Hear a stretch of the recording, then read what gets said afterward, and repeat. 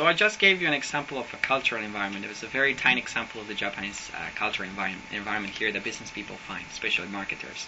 Now I want to give you another example of a political, legal, and economic environment here in Japan.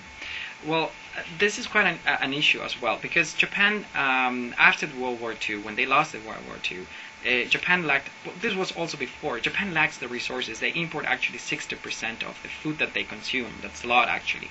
But also, think about it, they speak Japanese. It's the only place in the world where it's spoken, so they lack the language ability, international language ability.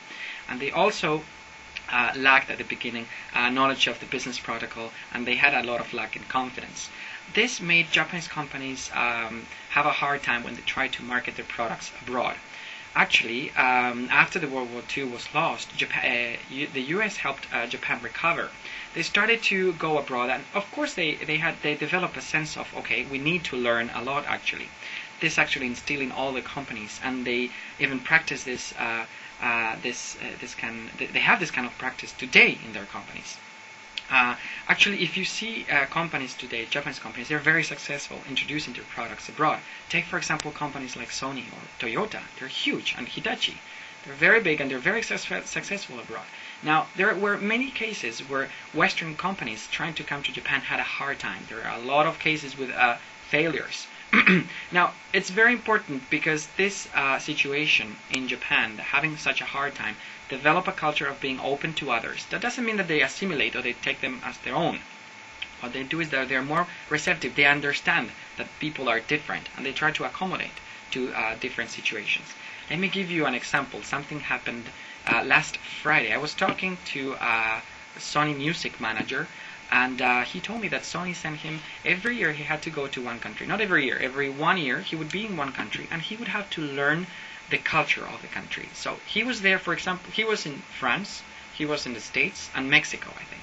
So the first year of his stay in that country, he would just get acquainted with the culture. He didn't have to run the business or actually do his job. He just had to understand how the culture worked, how receptive they were, how the market, how could introduce the market, or what adaptations were needed to introduce products there in that market. So this is a very common practice even today.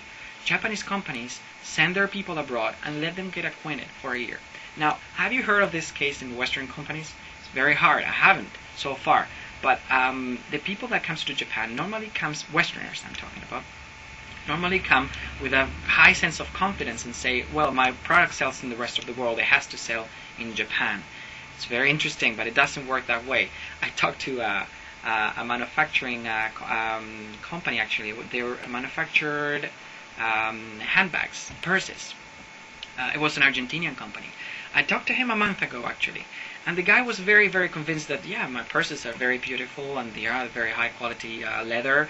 And yeah, of course. And I asked him, have you read any magazines, like fashion magazines in Japan? And he's like, no, I don't need it. Japan just follows Europe. We have all what it sells in Europe should sell here. I opened my eyes and then I said, okay, okay, ganbatte. That means like, okay, do your best. But it's very important to understand that the companies that have failed to come to Japan, it's because they haven't paid attention to many, many important issues. Now, this is important to understand because companies started complaining, Western companies started complaining that the government is stopping foreign companies to come into Japan. And let me tell you, that is not so true, because actually, currently the Japanese government is making the life of Westerns very easy here in Japan. For example, if you want to set up your business here in Japan, you will get a free office. Have you heard of that in any other part of the world? The Japanese government will give you a free office for 3 months with a phone line, a desk, and if you want a secretary, maybe you have to pay for that, but if you want that, you can get that you can get it for free. You can get a free space here. That's in Tokyo and Osaka, for example, the main business cities. And that is actually shows how Japan is trying to help foreigners to come to Japan. Also, for example, if you enter the Japanese External Trade Organization, their website has market research on the various industries in Japan. So, which country in the world do you think will offer to foreigners or to other competitors market research about their industries. That is to say, look, we have, I don't know, Toyota, for example. You have market research about cars here. So if Volkswagen wants to enter, they have the market research for free. So how come this is happening? Well, they're very receptive to competition, and they see competition as a way to increase and to push themselves further. That's how they made it, and that's why we see today companies like Toyota succeeding abroad. Do you know the import tariff of cars here in Japan is 0, so it's not protected at all. Any car can come to Japan and be sold here without taxes, without being charged any taxes. So Japan is not a protective country. It's more a cultural level issue that is taking place here. That is like a barrier happening at the moment.